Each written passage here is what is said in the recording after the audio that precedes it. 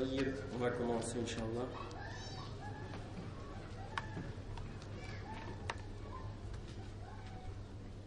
إن الحمد لله نحمده ونستعينه ونستغفره ونعوذ بالله من شرور أنفسنا ومن سيئات أعمالنا من يهده الله فلا مضل له ومن يضلل فلا هادي له وأشهد أن لا إله إلا الله وحده لا شريك له وأشهد أن محمدا عبده ورسوله يا أيها الذين آمنوا اتقوا الله حق تقاته ولا تموتن إلا وأنتم مسلمون يا أيها الناس اتقوا ربكم الذي خلقكم من نفس واحدة وخلق منها زوجها وبث منهما رجالا كثيرا ونساء واتقوا الله الذي تساءلون به والأرحام إن الله كان عليكم رقيبا يا أيها الذين آمنوا اتقوا الله وقولوا قولا سديدا يصلح لكم أعمالكم ويغفر لكم ذنوبكم ومن يطع الله ورسوله فقد فاز فوزا عظيما وإن خير الكلام كلام الله وخير الهدي هدي محمد صلى الله عليه وسلم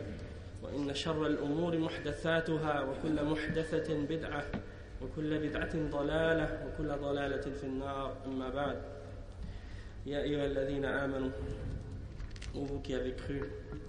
Aujourd'hui, le sujet dont on va parler, c'est un sujet qui a rapport avec le khuluq. C'est un sujet qui a rapport avec le khuluq. Parce que le thème de ce séminaire, c'est al-khuluq. Et comme vous le savez, les premières bases de tout ce qui a rapport avec le khuluq qu'on adopte dans notre existence, eh bien, on l'adopte et on l'acquiert durant les premières années de notre vie, c'est-à-dire durant notre enfance. Et donc, le sujet dont on va parler de façon plus précise aujourd'hui, c'est le sujet de l'éducation des enfants. Et il y a un petit risale, un livre du Cheikh Mohammed ibn Abdullah al-Imam, un des chouyours du Yémen, qui a écrit un livre qui s'appelle Tahdhir al-Bashar min usul al-Shar. Tahdhir al-Bashar min usul al-Shar, et parmi les points dont il traite dans ce livre, c'est at-tasahul fi tarbiyat al-awlad, c'est la négligence, le fait de faire preuve de négligence dans l'éducation des enfants. Et ça, c'est un sujet qui nous concerne tous. Soit qu'on est les enfants de quelqu'un, ou soit qu'on a nous-mêmes des enfants, ou bien on connaît des gens qui ont des enfants. Et bien entendu, alhamdulillah, l'islam c'est une religion complète, et cette religion, elle nous explique comment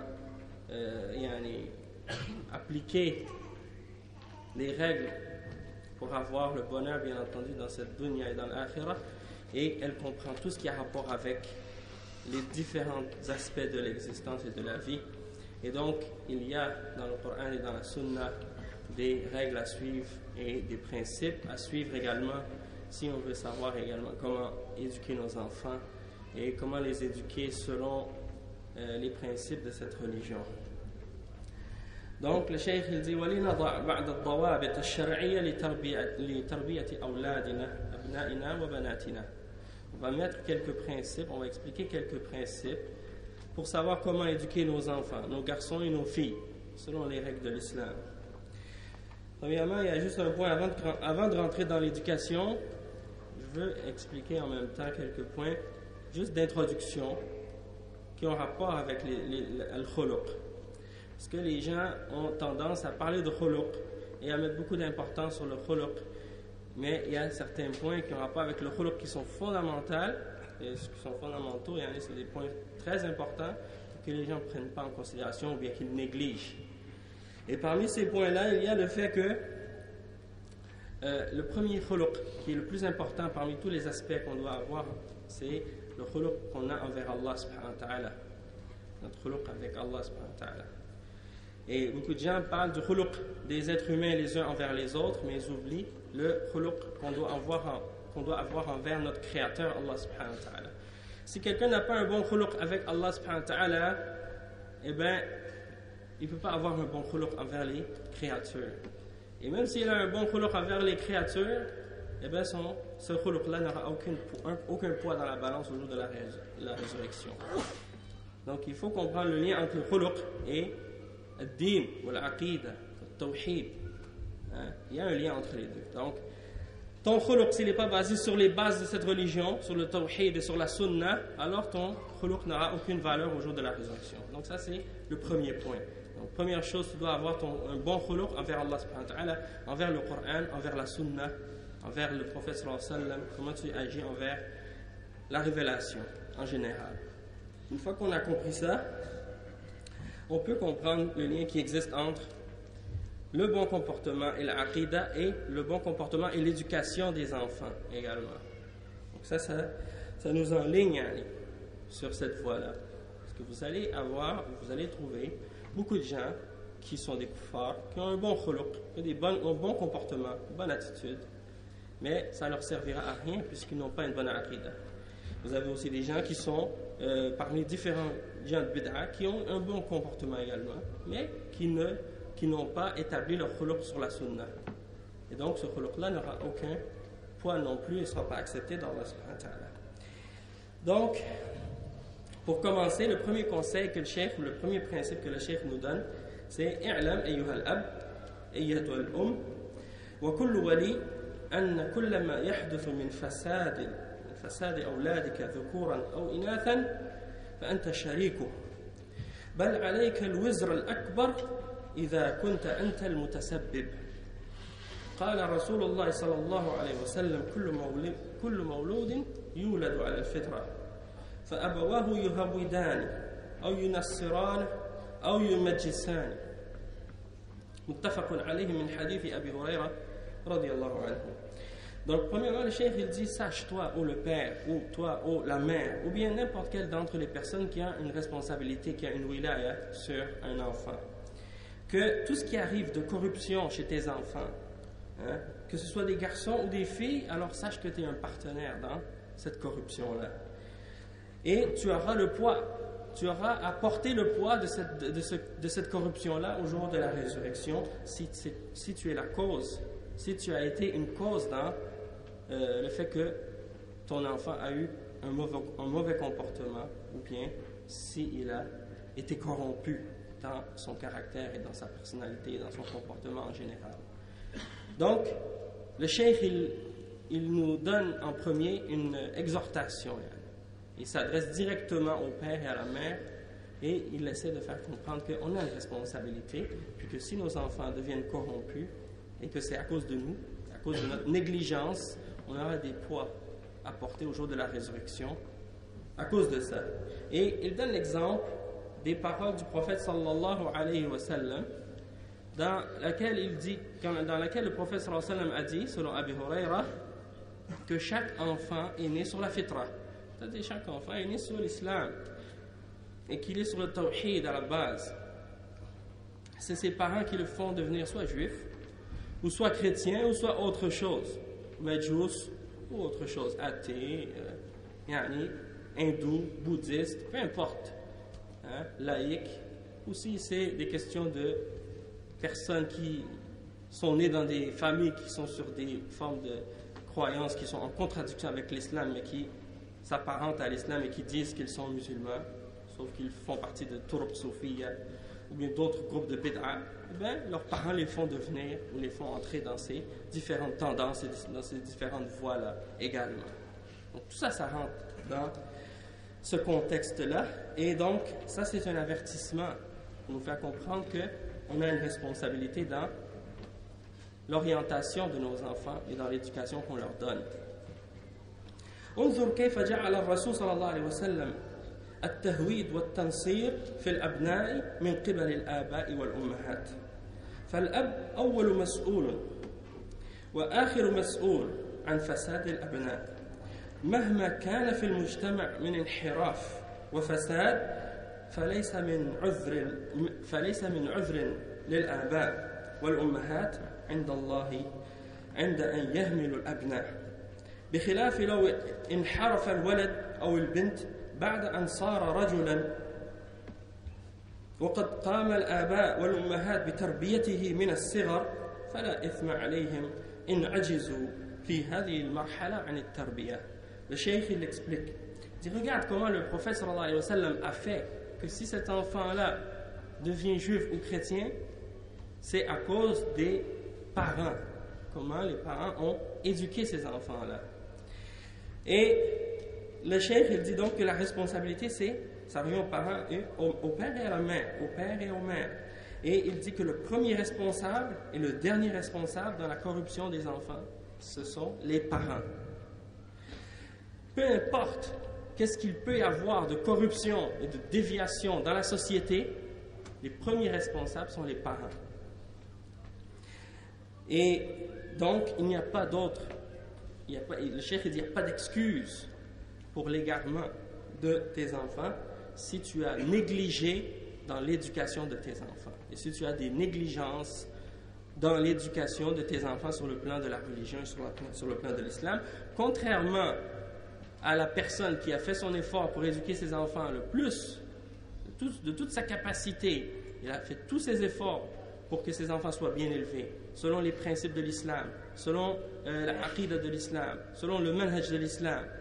Puis que par la suite, une fois que ces enfants sont devenus adultes, ils se sont déviés, ils ont quitté le droit chemin, là, il n'est plus responsable. Dans ce cas-là, le père n'a plus de responsabilité à partir de ce moment-là, puisque ses enfants sont devenus des adultes et ils sont responsables d'eux-mêmes à partir de ce moment-là.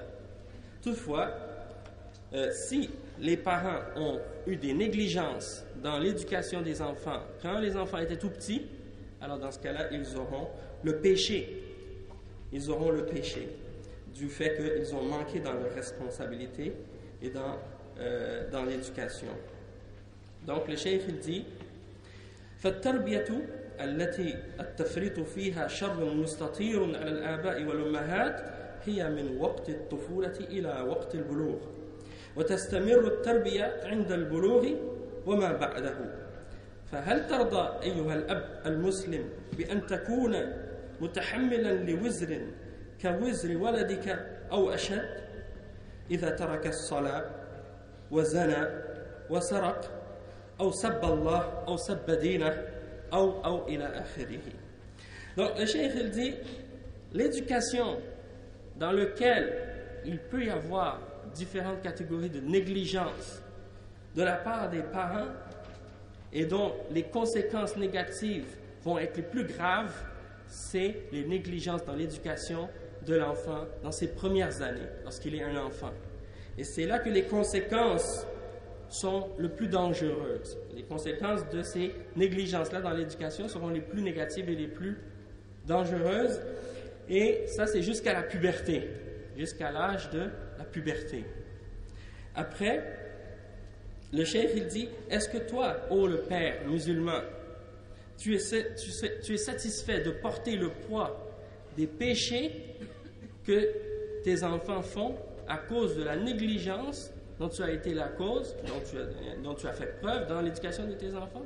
Si tes enfants, par exemple, ont abandonné la salat, ou si tes enfants ont commis le zina, ou si tes enfants ont volé, ou insulté Allah subhanahu wa ta'ala, ou insulté sa religion, ou ainsi de suite, tous les autres exemples qu'on peut citer comme exemple de mauvais comportement et comme contradiction avec les principes et les actes et les ordres de l'islam.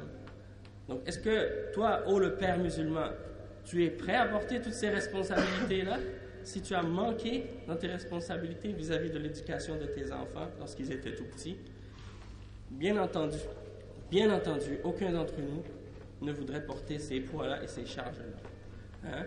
Et il n'y a pas de doute que Allah subhanahu wa ta'ala, il dit dans le Coran, quelqu'un ne sera pas puni pour les péchés de quelqu'un d'autre. Il n'aura pas à porter le poids ou la charge de ce qu'une autre âme a acquise. Sauf que si toi, tu as été négligent dans l'éducation de ces enfants-là et que ces enfants-là ont dévié à cause de toi, à cause de ta négligence dans l'éducation, c'est certain que tu auras une part de la responsabilité et du péché de ces enfants-là. Donc, le cheikh, il donne ça comme premier point, et c'est le point d'introduction. Et donc, juste pour ramener quelques points encore qui sont importants et bénéfiques à ce sujet-là, c'est de nous faire comprendre l'importance d'éduquer nos enfants, premièrement, sur la aqida de l'islam, sur le tawhid, sur la sunna. Hein? Comme on a dit que des parents font, il y en a qui vont les faire devenir leurs enfants juifs, ou d'autres vont les faire devenir chrétiens. Et bien toi, en tant que musulman, c'est ton devoir de faire en sorte que tes enfants soient éduqués sur l'islam. Et non pas sur n'importe quelle façon, n'importe quelle forme de compréhension de l'islam, sur l'islam qui est en accord avec le Coran, en accord avec la sunna et la voie des salaf salih, bien entendu, et de les protéger contre les innovations et les différentes formes d'égarement. D'accord? Parce que c'est pas seulement de dire, ça y est, mon enfant, il est musulman, puis par la suite, tu le laisses dévier dans différentes formes d'innovation. Ça, c'est très important de veiller à ce que tes enfants suivent la sunna. Et le cheikh dit ensuite, comme deuxième point, إِنَّهُ لَا قَهْرَ لِعَدُوِّكَ إِلَّا بِتَرْبِيَةِ وَلَدِكَ. هذا أطلقها بعض السلف وهو الحق، والواقع شاهد بذلك، فولدك يجر إليك ما يسوءك وما فيه التنغيص لحياتك. ولهذا قال بعضهم أول ما يشقى بفساد الأولاد آباؤهم وأمهاتهم، وقال تعالى يا أيها الذين آمنوا إن من أزواجكم وأولادكم عدوا لكم فاحذروهم. فلا تسامح مع الأولاد فيما يعقب الفساد والضرر، بل لا بد من الحزم المنضبط بالضوابط الشرعية، فإن الناس بين إفراط وتفريط في هذا الأمر إلا من رحم الله. Donc ici, le cheikh il est en train de nous faire comprendre un point aussi qui est très important et que parfois on oublie. Dans un certain sens, si tu regardes sur la question de l'éducation des enfants, tes enfants sont un miroir de toi-même. Ils te reflètent, toi. Lorsque tes enfants sortent à l'extérieur, eh bien, ils sont tes ambassadeurs, ils sont tes représentants. Ce que tu leur as donné comme éducation, c'est ça ce qui reflète à l'extérieur. Donc, si tes enfants agissent mal, c'est le signe que toi, tu es une personne qui n'a pas donné la bonne éducation à tes enfants. Et donc, de faire comprendre à tes enfants que lorsqu'ils sortent à l'extérieur, ils ont une responsabilité de bien faire paraître leurs parents. Et le cheikh, il essaie de nous faire comprendre que si tu n'as pas éduqué tes enfants correctement, tes enfants deviennent un ennemi pour toi. Tes enfants deviennent un ennemi pour toi. Et la seule manière que tu peux éviter de faire en sorte que tes enfants deviennent un ennemi, c'est de les éduquer d'une éducation correcte, d'une bonne éducation. Et c'est pour ça que cette parole-là, cette expression-là, ou cette compréhension-là, elle a été mentionnée par plusieurs parmi les salafs. Et la réalité qu'on constate, elle est un des meilleurs témoins à ce sujet-là. On peut tous en témoigner. On peut tous vérifier cette information-là et cette parole-là de la part des salafs salih. Parce que si tu n'as pas bien éduqué tes enfants, eh bien les répercussions et les conséquences retombent contre toi. Si tes enfants vont dehors et puis ils brisent les choses qui appartiennent à ton voisin ou qu'ils cassent des choses dans la rue et que les gens viennent, attrapent ton enfant et puis qu'ils l'amènent à la police, c'est toi que les gens vont venir et ils vont te demander de rembourser les choses que ton enfant a cassées dans la rue.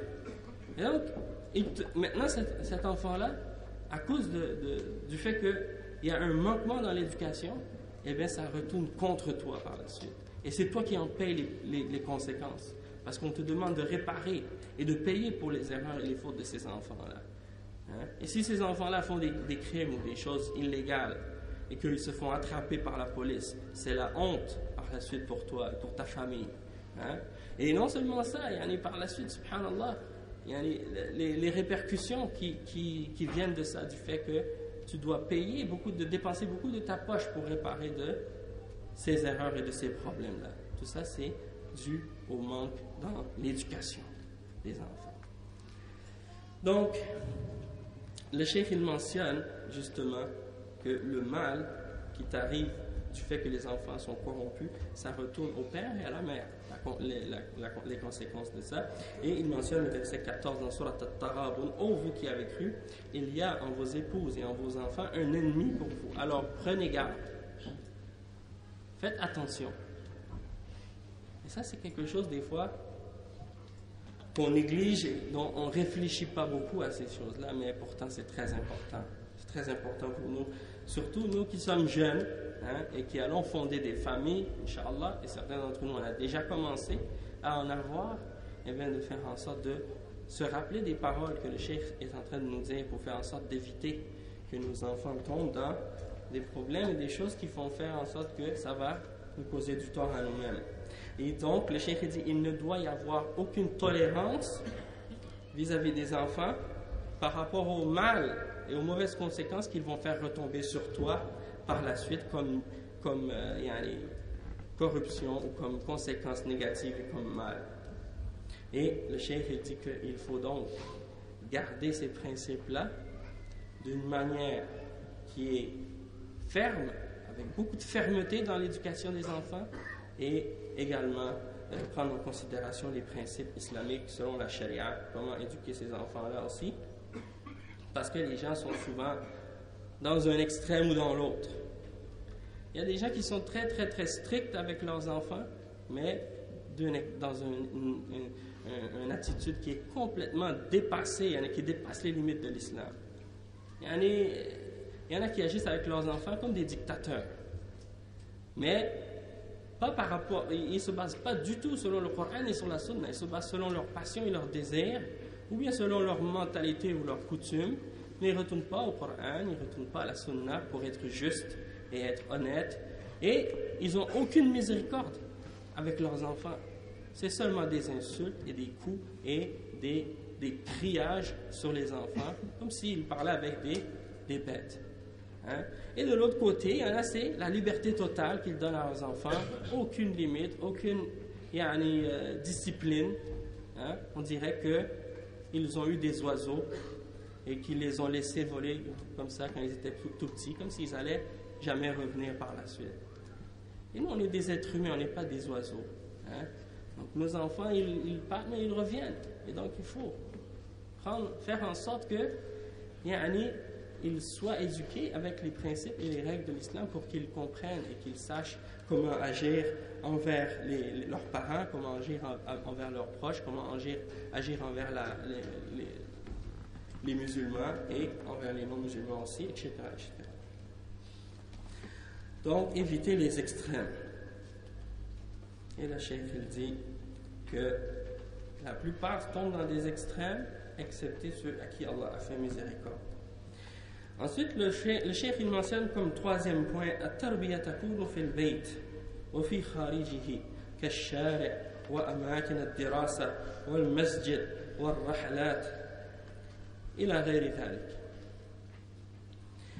أما في البيت فلا بد من إخراج آلات الفساد بشتى صنوفها وأنواعها وإلا فلا تربية بل هدم من الأساس ويكون بتصحيح الألفاظ والحركات والتصرفات التي تحدث من الأبناء فلو أن الولد سرق في البيت أو سب أو لعن أحدا في البيت فيؤدب. Cheikh, qu'est-ce qu'il explique ici? Il dit que l'éducation, elle doit être à l'intérieur de la maison, mais elle doit être également à l'extérieur de la maison. Et dans les rues, et dans les lieux d'apprentissage, comme dans les écoles, et également dans la mosquée, et dans les voyages ou les autres endroits en général. C'est-à-dire que l'éducation des enfants, ça doit se faire pas seulement à la maison. Il y en a qui pensent que l'éducation, c'est seulement à la maison. À l'extérieur de la maison, ils laissent les enfants faire n'importe quoi. Donc ça, c'est très important. Le cheikh, il dit, et en ce qui concerne l'éducation des enfants à la maison, eh bien, ça commence par, justement, enlever ou faire sortir de la maison tous les éléments qui peuvent amener la corruption à l'intérieur. Parce que souvent, on blâme l'extérieur pour le mal. On dit, nos enfants, ils sont impolis, ils sont mal élevés, c'est à cause de qu'est-ce qu'ils ont appris dehors. Et on oublie que, parfois, les causes de corruption et de déviation dans le comportement et dans le caractère des enfants commencent à l'intérieur même de la maison, parce qu'il y a une fenêtre dans les maisons que parfois on oublie. Il y a les fenêtres pour voir dehors dans la rue, mais il y a aussi une fenêtre pour voir dans le monde tout ce qui se passe de désordre et de corruption, et c'est la télévision. Hein? Et ça, c'est une des fenêtres que les gens, ils n'ont aucune surveillance sur qu'est-ce que les enfants regardent. Et parfois même, Allah al-Musta'an, dans certaines familles, et dans certaines cultures en particulier, Allah al-Musta'an, la maison est dans le centre la télévision est dans le centre de la maison, c'est-à-dire l'endroit où tout le monde se réunit dans la famille pour discuter, pour parler, pour s'asseoir, hein, socialiser ensemble. Et bien, à cet endroit-là en particulier, c'est là qu'il y a une grosse télévision en plein milieu, et les gens sont là assis, le père, la mère et les enfants et les amis, tous assis en train de regarder cet appareil. Et qu'est-ce qui arrive comme conséquence, Allahul Musta'an, dans ces circonstances-là? Il y en a qui disent, bon, nous, on veut juste regarder des durus, on veut juste regarder la salat à Mecca, hein, ou des choses de ce genre.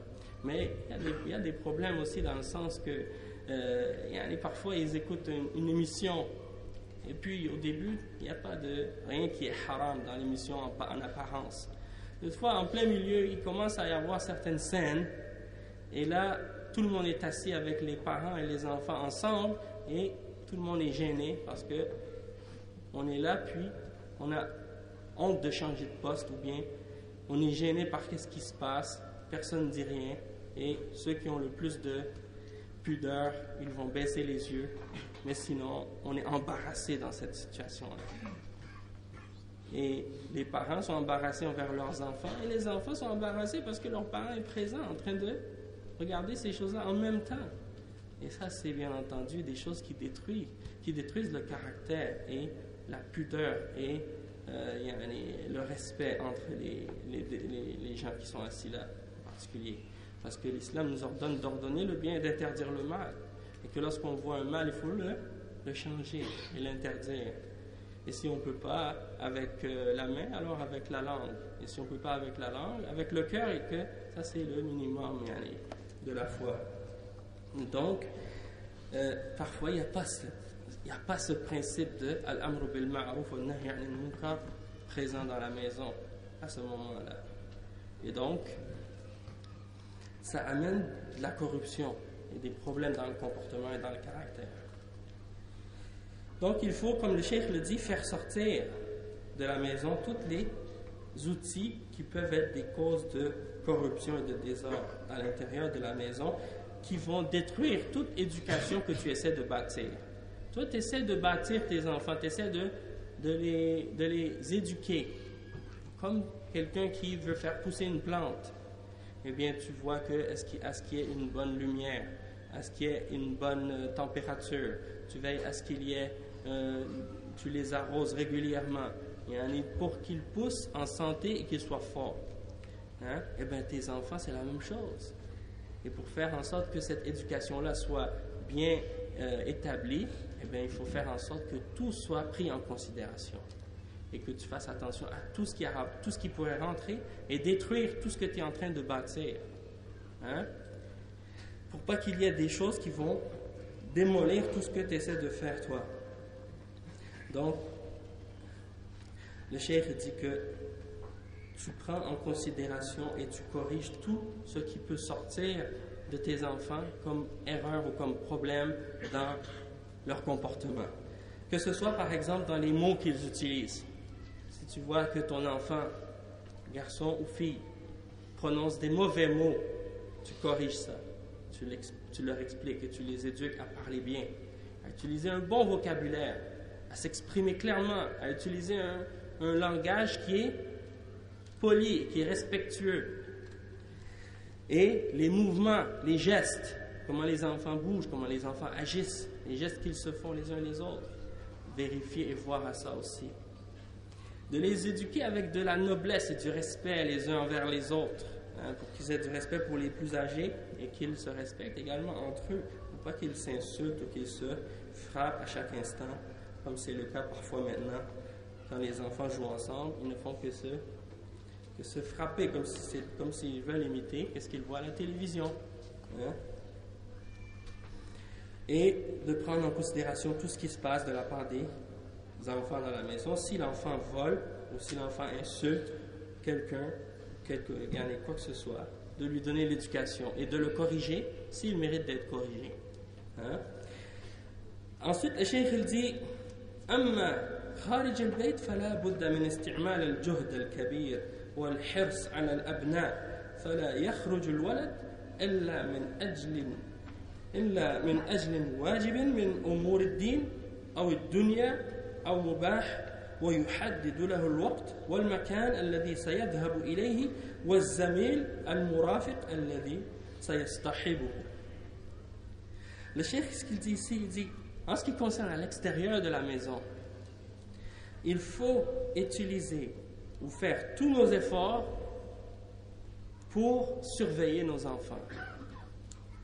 Alors, on ne laisse pas l'enfant sortir, sauf pour quelque chose qui est obligatoire, soit que ce soit dans les questions de din ou dans les questions de dunya, comme sortir pour aller prier à la mosquée ou pour aller à l'école ou des choses de ce genre, ou bien quelque chose qui est permis, qui est mubah. Et il lui donne un temps limite pour sortir.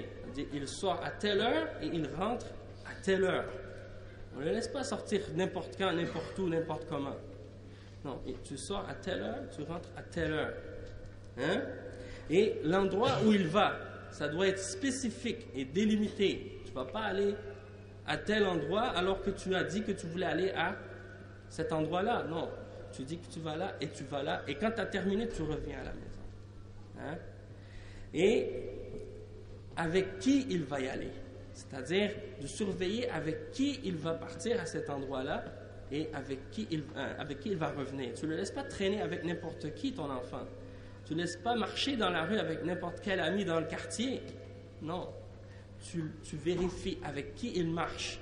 Et tu dois prendre en considération qui sont ses amis. Et surveiller avec qui il fréquente. Ça, c'est des choses aujourd'hui, les musulmans, ils ont pris à la légère. Subhanallah. Je ne sais pas si... Il y en a à qui j'ai mentionné l'exemple déjà. Il y en a à qui j'ai mentionné l'exemple. Au Canada, subhanallah, quand j'étais au travail une fois, et puis il y a une femme juive qui est venue pour acheter avec ses enfants. Parmi les enfants qui étaient là, c'est des juifs orthodoxes qui viennent de New York. Ils sont très religieux. Ils sont dans l'égarement, bien sûr, mais ils sont accrochés à leur égarement plus que les autres. Eh bien, Allah al-Musta'an, elle avait un petit garçon qui ne devait pas dépasser 3 ans, 2 ou 3 ans. Et le petit, il n'arrêtait pas de me fixer. Il n'arrêtait pas, il me regardait avec ses yeux. Et puis il me posait la question, Are you a goy? Are you a goy? Et en français, qu'est-ce que ça veut dire? Est-ce que tu es un goy? Et un goy, chez les juifs, c'est celui qui n'est pas juif. Il l'appelle goy. Hein? Alors, il n'arrêtait pas de me poser cette question-là à répétition, sans arrêt. Est-ce que tu es un goy? Est-ce que tu es un goy? Ma mère lui dit, arrête, laisse le monsieur tranquille. Il continue quand même et il me fixe. J'ai dit, subhanallah, regardez comment ces gens-là éduquent leurs enfants à cet âge. À cet âge-là déjà, il n'a même pas 3 ans, et il est déjà capable de savoir ou de poser les questions pour savoir est-ce que tu es juif, est-ce que tu n'es pas juif. Aujourd'hui, les enfants musulmans, comment ils sont éduqués par leurs parents? Ils ne sont pas éduqués sur l'aqida. Et quand ils vont sortir dehors, ils ne vont pas dire est-ce que c'est un kafir, est-ce que c'est un musulman? Non. Parce que les parents n'ont pas éduqué leurs enfants à faire cette distinction-là entre les gens, selon l'iman, selon la din, selon l'aqida. Al-tarbiya al-aqaidiyya, al-tarbiya al-salafiyya, al-islamiyya. Ils n'ont pas cette éducation-là. Pourquoi? Parce qu'on ne les éduque pas sur leur aqida depuis qu'ils sont tout petits. Contrairement aux sahaba, comment eux éduquaient leurs enfants. Nous, on ne prend pas ça en considération. Toutefois, nos ennemis, eux, oui. Ils prennent en considération l'éducation de leurs enfants depuis qu'ils sont tout petits. Et c'est pour ça que lorsqu'il a vu une barbe, il était comme confus. Il ne sait plus, est-ce qu'il est juif, est-ce qu'il n'est pas juif? Le petit, il ne sait pas, il ne comprend pas. Il est trop jeune encore. Mais il veut comprendre, alors il pose la question. Si nous, on éduque nos enfants comme il faut, que ce soit des garçons, que ce soit des filles, à être capables et à poser des questions et à distinguer entre les mu'minines et les kafirines, on va voir que par la suite, ça va avoir un impact et des conséquences dans leur comportement par la suite. Les juifs, laissez-moi vous dire, Allah al-Musta'an, ces gens-là, ils ne laissent jamais traîner leurs enfants avec un enfant qui n'est pas juif. Et même depuis qu'ils sont tout petits, ils les habillent de façon différente des autres. Différents des autres pour pas qu'ils veuillent non pas pour pas qu'ils se mélangent, pour même pas qu'ils veuillent se mélanger.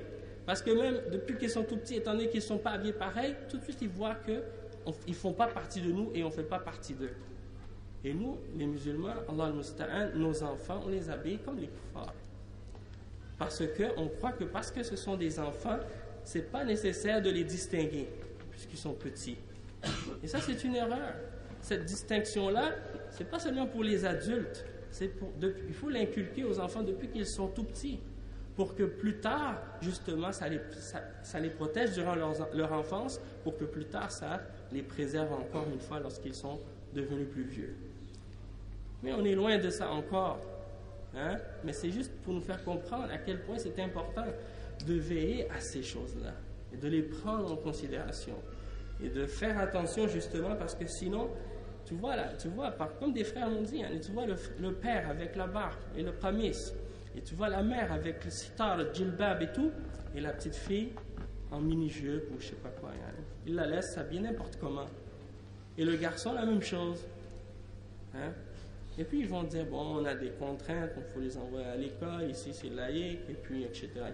Bon, on est responsable de ça aussi.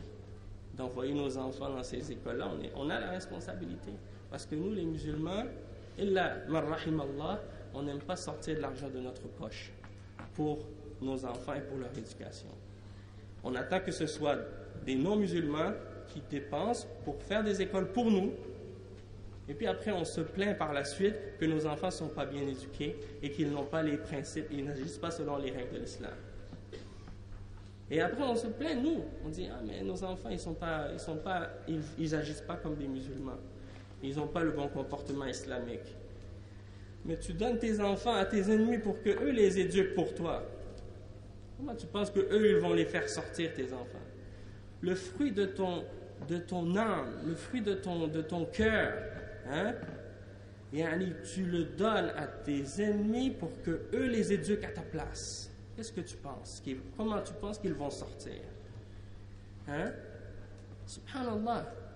C'est comme si quelqu'un, par exemple, je ne sais pas moi, quelqu'un qui est en Palestine, et puis il envoie son enfant se faire éduquer chez les Juifs. Comment il va sortir cet enfant-là? Nous, on n'est pas... Ça, c'est un autre pays, une autre réalité, mais malgré tout, on a une divergence entre nous et les aqidah de ces gens-là.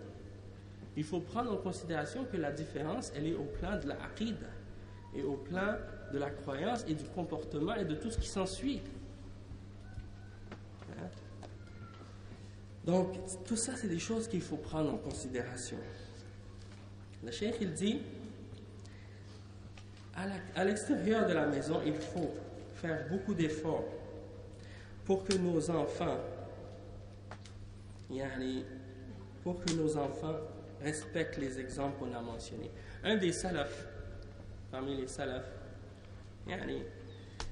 il a vu son enfant sortir de la maison de Muqtadi'. Il lui a dit quoi? Il lui a dit, oh mon fils, je préfère que tu sortes de la maison des gens qui boivent de l'alcool et qui font le zina ou des péchés comme ça, que de te voir sortir de la maison d'un de ces Muqtadi'. Parce que si tu meurs sur les exemples des bid'ah de ces gens-là, tu vas rencontrer Allah subhanahu wa ta'ala et tu n'auras pas de foi peut-être. Hein? Surtout qu'il sortait de la maison de Amr ibn Ubayd, un des Mu'tazila à l'époque, qui niait les noms et qui niait les attributs d'Allah subhanahu wa ta'ala. Donc c'est de danger de laisser les enfants, non seulement par rapport aux kuffars et de leur effet sur nos enfants, mais même parmi ceux qui se disent musulmans, faire attention à qui ils fréquentent parmi eux. Et ça, c'est par rapport aux bid'a, parce que les bid'a c'est plus dangereux que les péchés. Et le cheikh il dit pas ça pour dénigrer le danger des péchés. Le péché c'est grave aussi, c'est dangereux. Sauf que la bid'a c'est plus dangereux encore. Parce que la bid'a, tu le fais pour te rapprocher. Eux, les gens qui font la bid'a, ils la font pour se rapprocher à Allah subhanahu wa ta'ala. Tandis que le péché, il n'y a personne qui fait un péché puis il pense que ça le rapproche à Allah. Donc la plupart des gens qui font des péchés, ils ont des remords dans leur cœur quand ils le font et ils cherchent à se repentir et à demander pardon à Allah subhanahu wa ta'ala après l'avoir fait.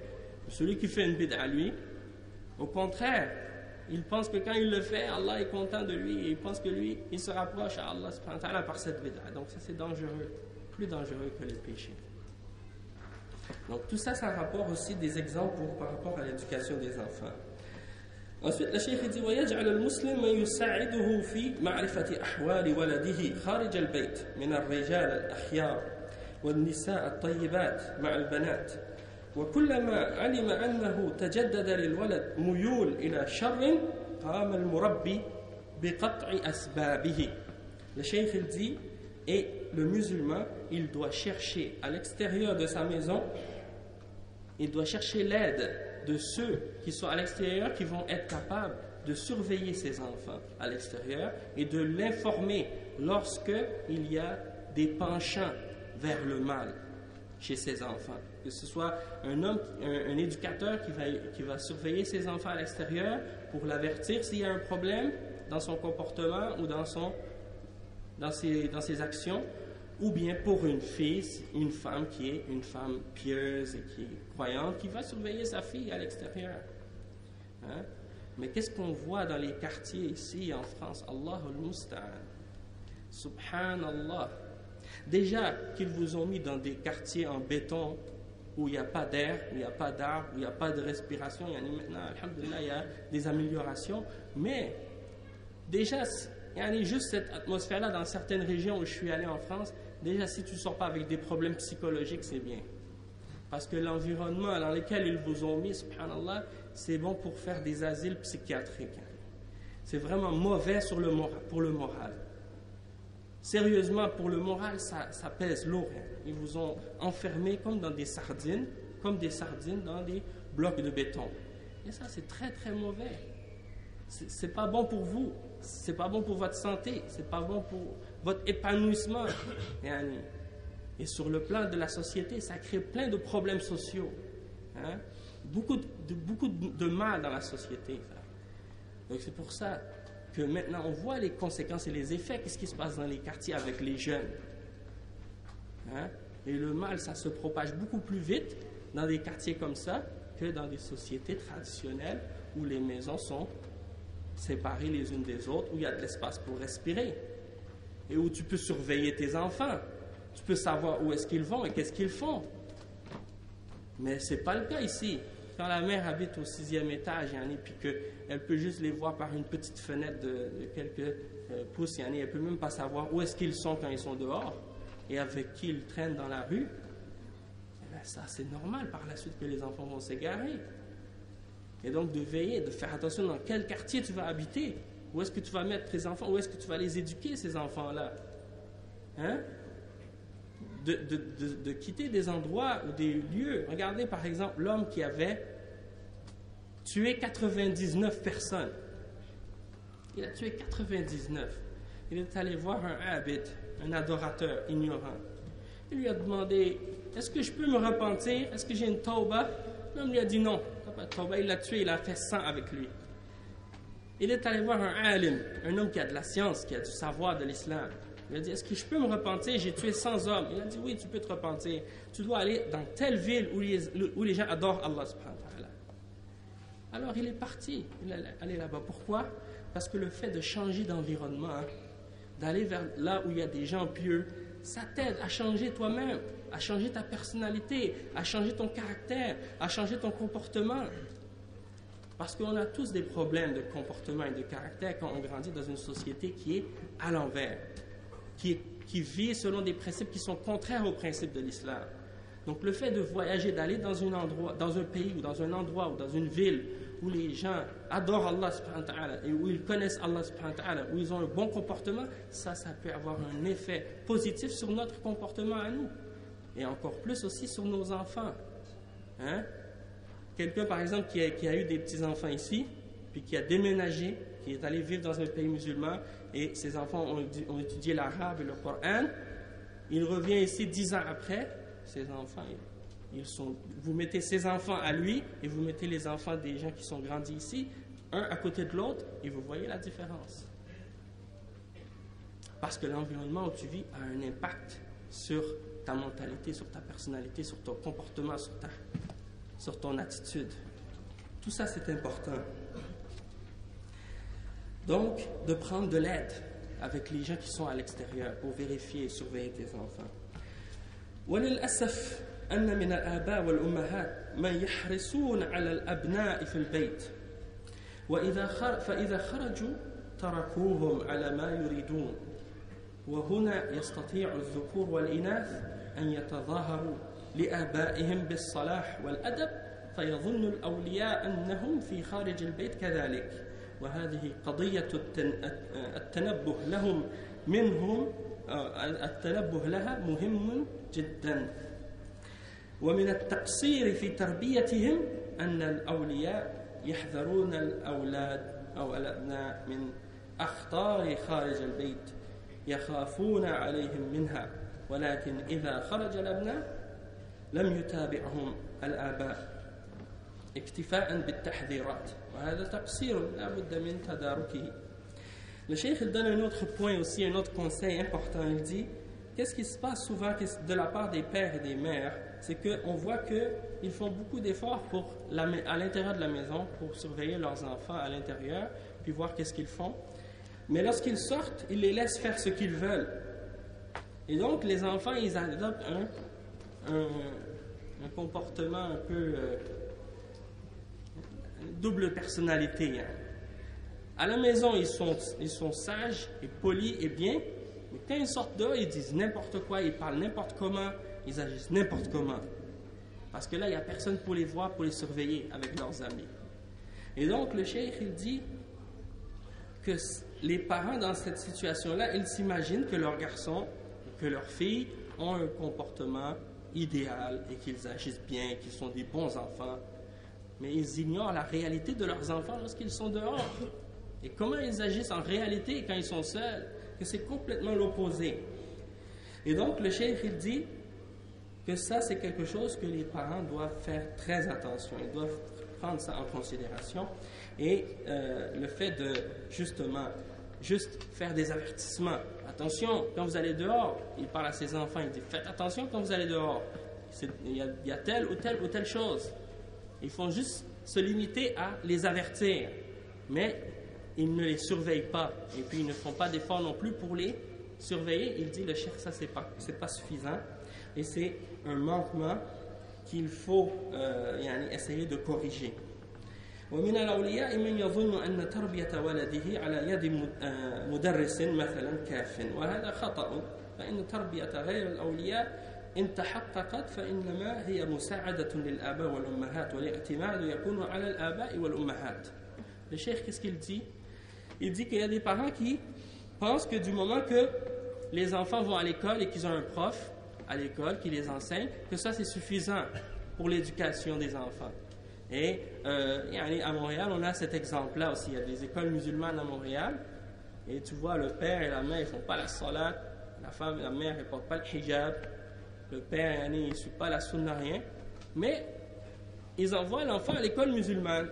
Et ils espèrent que l'école musulmane va faire d'eux des bons musulmans et des bonnes musulmanes. Et que c'est l'école qui va se charger de leur éducation.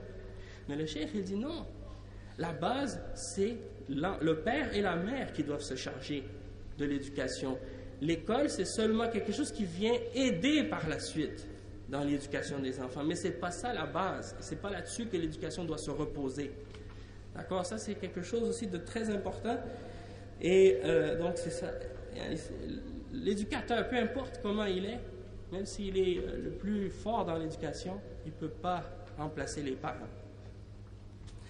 Comme quatrième point, le cheikh il dit وأدعو المربين إلى الرجوع إلى التربية التي جاء بها الإسلام فالرجوع إلى الكتب النافعة التي عالجت هذا الموضوع الخطير يكون الاعتماد عليها ولا على ما اعتاده أو ما يقرره علماء النفس أو ما يدعو إليه أهل التلبيس على شاشة التلفاز وغيره. Le cheikh il dit que également il appelle ou il invite les éducateurs quand ils traitent de l'éducation, ou quand ils parlent de l'éducation, de revenir aux enseignements de l'islam. Il dit de revenir aux livres qui ont été écrits par les savants de l'islam au sujet de cette question de l'éducation, et non pas de retourner aux livres qui ont été écrits par les psychologues, et les psychiatres, et les éducateurs, les pédagogues, kuffar, au sujet de ces choses-là. Hein? Parce que souvent, c'est des gens qui, justement, travaillent pour corrompre le comportement et le caractère des enfants musulmans. Et pour eux, même parmi certains de ces psychologues, de croire en Dieu, c'est un problème psychologique. Hein. Pour certains d'entre eux, avoir de l'haya, d'avoir de la timidité, de la pudeur, c'est un problème mental. Hein? La timidité, pour eux, c'est un problème. Et il y a beaucoup d'autres choses aussi pour eux que ces psychologues-là considèrent comme étant un problème dans la tête, dans l'orientation. Donc, faire attention à ce que ces kuffars-là écrivent.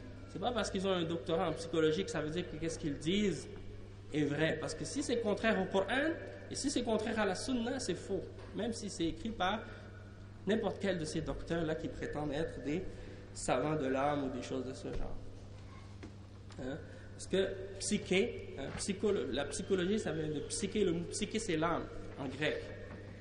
Et ça veut dire la science qui étudie l'âme. Et qui connaît l'âme mieux que Allah subhanahu wa ta'ala? Hein? يسألونك عن الروح قل الروح من أمر ربي وما أوتيتم من العلم إلا قليلا. L'âme, ça fait partie du commandement d'Allah subhanahu wa ta'ala. Et on n'a reçu que peu de science au sujet de l'âme. Donc si tu veux connaître les questions qui ont rapport avec l'âme et comment guérir les problèmes de l'âme, retourne à la parole d'Allah subhanahu wa ta'ala, retourne au Coran, retourne à la Sunna. Tandis que les paroles écrites par les psychologues et ces gens-là, parmi les kuffars, il peut y avoir du vrai comme il peut y avoir du faux. Et eux, ils l'utilisent souvent pour justement corrompre le comportement et interpréter les comportements humains d'une façon contraire à la réalité, contraire à la foi, pour manipuler les gens par la suite et les amener à la mécréance et à l'égarement. Après, le cheikh il dit, comme cinquième point, ومن أعظم أسباب عدم اقتناع بعض الأبناء بتربية الآباء كون الآباء والأمهات غير صالحين وملتزمين بالإسلام كله كما ينبغي فلا بد من أن يلزم الآباء والأمهات أنفسهم بالأخلاق الحميدة فإذا كان المربي يقول للولد لا تكذب وهو يكذب عليه أو لا تخدع وهو يخادعه أو لا تنظر إلى كذا من الحرام وهو ينظر فهنا قاسمة الظهور قال تعالى يا أيها الذين آمنوا لم تقولون ما لا تفعلون. Le cheikh il dit qu'une des raisons pour lesquelles souvent les enfants ne sont pas convaincus par l'éducation de leurs parents, c'est parce que les parents ne donnent pas l'exemple eux-mêmes et qu'ils font le contraire de ce qu'ils ordonnent à leurs enfants de faire. Et donc, comme le cheikh il l'explique, le cheikh il dit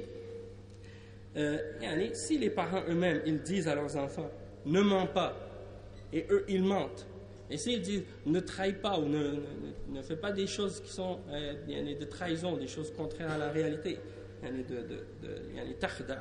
tromper, trahir les gens, et puis eux-mêmes ils le font, parlent pas dans le dos des gens et eux ils parlent dans le dos des gens, eh bien, ou ne regardent pas telle ou telle chose qui est haram et eux ils le regardent, comme certains parmi les kuffars. Nous on a grandi, moi par exemple en particulier, j'ai grandi dans une famille non musulmane. Et quand on était petit, les parents, qu'est-ce qu'ils nous disaient? Ça c'est pas pour les enfants, ça c'est une émission, c'est pas pour les enfants, c'est pour les adultes. Alors qu'est-ce qu'ils se disent les enfants? Il faut que j'attende d'être un adulte pour regarder ça. Quand je vais être un adulte, je vais regarder. Hein? Comme si le haram, c'était haram juste pour les enfants, et quand tu es adulte, c'est halal. Ou bien la cigarette, c'est mauvais pour les adultes. C'est mauvais pour les enfants. Mais si tu es plus que 18 ans, c'est permis. Donc, dans la mentalité de l'enfant, quand il va arriver à cet âge-là, il va vouloir le faire lui aussi. Et toutes les lois dans cette société, elles sont faites de cette manière-là. Halal pour les adultes, haram pour les enfants. Mais Allah subhanahu wa ta'ala, il n'a pas déterminé, il n'a pas divisé les choses de cette manière-là. Allah subhanahu wa ta'ala dit, si c'est haram pour tout le monde, que tu sois un adulte ou que tu sois un enfant. Et si c'est haram pour quelqu'un, ça doit être encore plus haram pour les adultes que pour les enfants.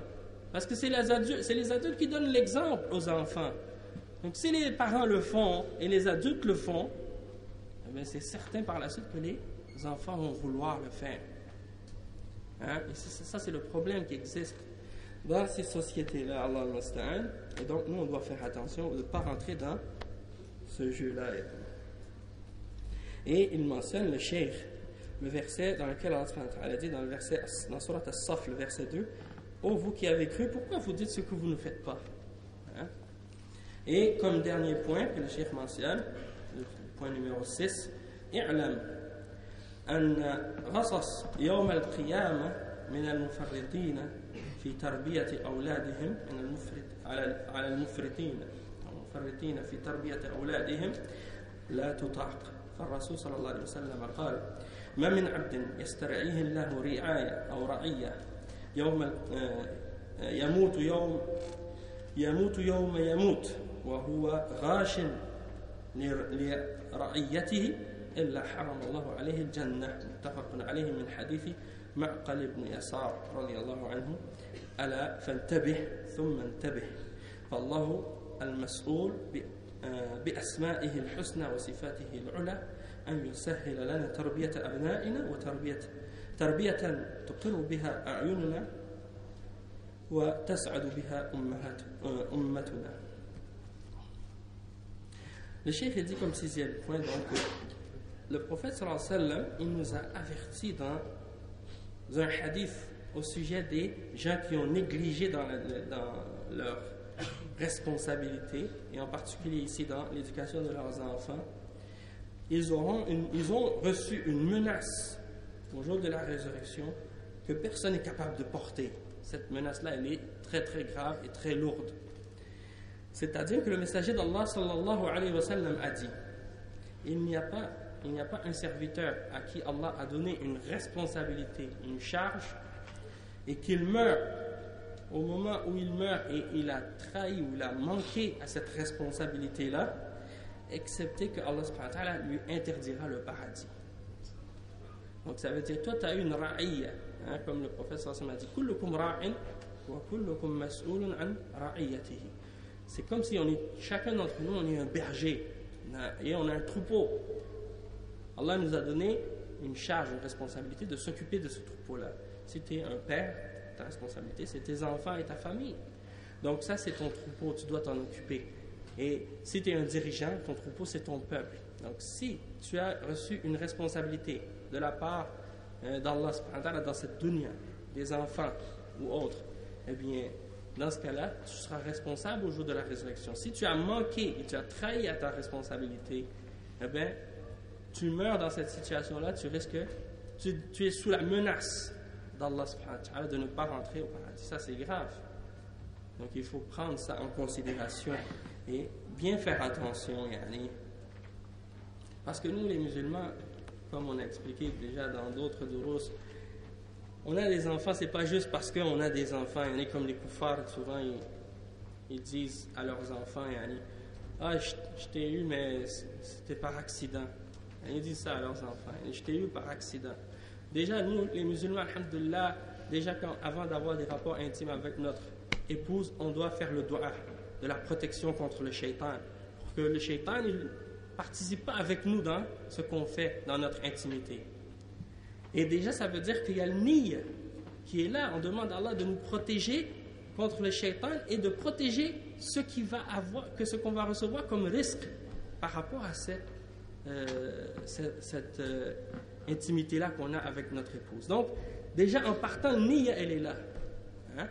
Et donc, ça, c'est pour nous faire comprendre que le but pour lequel on bâtit une famille, qu'on a des enfants, c'est pour éduquer ces enfants-là pour qu'ils deviennent des serviteurs d'Allah subhanahu wa ta'ala.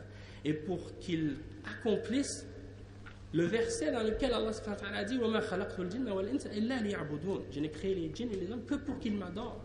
Donc on a des enfants et on se reproduit dans cette dunya pour justement faire ça, faire des enfants qui vont adorer Allah subhanahu wa ta'ala, qui vont être des serviteurs d'Allah subhanahu wa ta'ala. Et le prophète sallallahu alayhi wa sallam a dit تَزَوَّجُوا الْوَلُودَ الْوَدُودَ فَإِنِّي مُكَاثِرٌ بِكُمُ الْأُمَمِ يَوْمَ الْقِيَامَةِ. C'est-à-dire que épouser des femmes affectueuses et fécondes pour que ma umma soit la plus grande umma au jour de la résurrection. Donc ça veut dire si on fait, qu'est-ce qu'on doit faire dans l'éducation de nos enfants? Eh bien, Inch'Allah, nos enfants vont sortir comme les enfants des Sahaba sont sortis. Hein? Mais quand on voit l'éducation des Sahaba, comment ils ont éduqué leurs enfants, on voit comment les enfants des Sahaba sont sortis. Eh bien, nous, on regarde notre éducation à nous, puis on regarde l'éducation de nos enfants, puis on voit qu'il y a une grande différence. Donc, on va s'arrêter ici, Inch'Allah, et on demande à Allah subhanahu wa ta'ala qu'il nous aide dans l'éducation de nos enfants et qu'il fasse que, Inch'Allah, ces enfants-là sortent des adorateurs d'Allah subhanahu wa ta'ala, des mu'minines, sur le Coran et sur la Sunna, et qu'ils soient la cause de la guidance de beaucoup d'hommes et de femmes, ici comme ailleurs. Et donc, أقول قولي هذا سبحانك اللهم وبحمدك أشهد أن لا إله إلا أنت أستغفرك وأتوب إليك وبارك الله فيكم وجزاكم الله خيرا والسلام عليكم ورحمة الله وبركاته.